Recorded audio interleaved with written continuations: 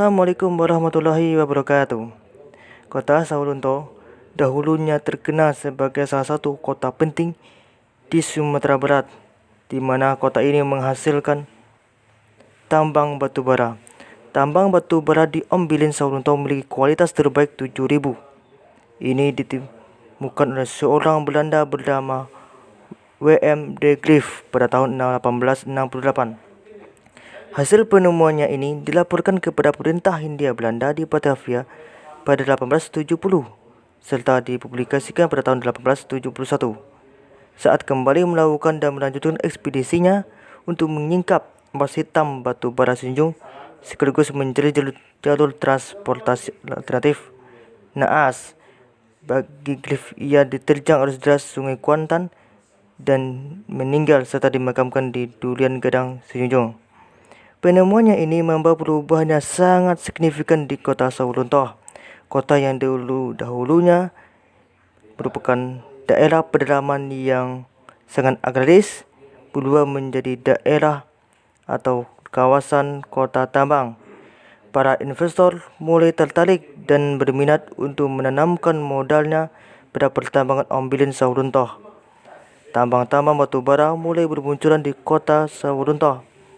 Pada tanggal 28 Desember 1881, pemerintah Hindia Belanda memutuskan tambang batu bara Ombilin dikelola oleh pemerintah, di mana keputusan ini diperkuat dengan keluarnya Undang Industrie tahun 1892 nomor 72. Dengan keluarnya keputusan dan undang-undang tersebut, sejak bulan Oktober 1892, pekerjaan penambangan secara resmi dimulai di lapangan tambang Sungai Durian dan Sawalunto. Untuk keperluan tenaga kerja dalam proses penambangan dimulai dari penggalian, pengerukan maupun pengambilan tambang batu bara tersebut didatangkan para pekerja di luar Sawalunto, bahkan di luar Pulau Sumatera, bahkan di seluruh wilayah Hindia Belanda. Pekerja pertama yang didatangkan berjumlah sekitar 400 orang, yang seluruhnya adalah para tahanan, baik tahanan politik maupun tahanan kriminal. Para pekerja atau buruh paksa ini sebagian besar berasal dari berbagai wilayah di Hindia Belanda. Hal ini disebabkan karena saat itu penduduk lokal atau asli wilayah sekitar tambang masih sedikit atau tidak banyak. Tidak semua penduduk lokal mau bekerja sebagai pekerja tambang. Kemudian dipekerjakannya para tahanan ini juga memiliki motif ekonomi, yakni untuk mengurangi biaya pengeluaran produksi. Para pekerja yang berstatus tahanan atau menjalani masa tahanan dipekerjakan sebagai buruh paksa di tambang dan tidak digaji selama masa tahanannya.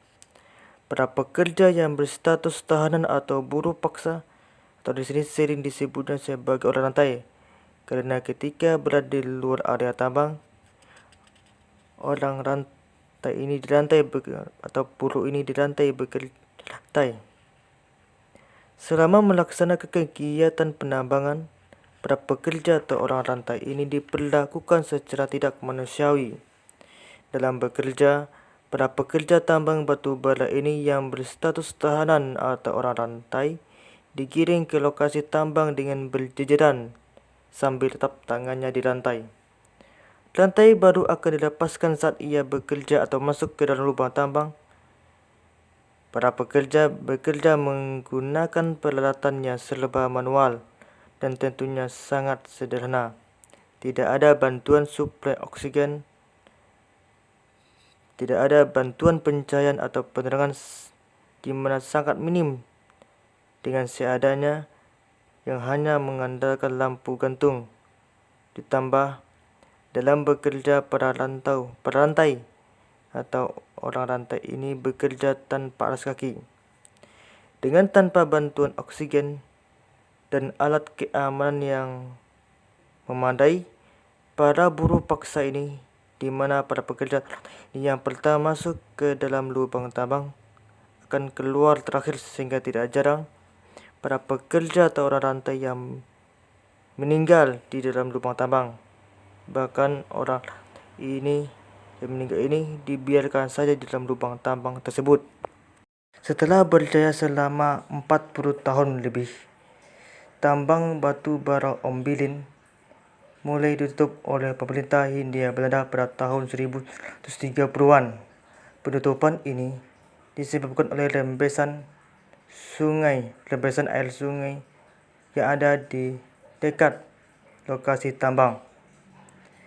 Penutup akhir dari cerita eksploitasi sumber daya alam yang dilakukan oleh pemerintah Hindia Belanda di kawasan Ombilin Sawalunto, dan kawasan ini telah berubah menjadi lokasi wisata sejarah yang merupakan satu unggulan wisata di kota Sawalunto.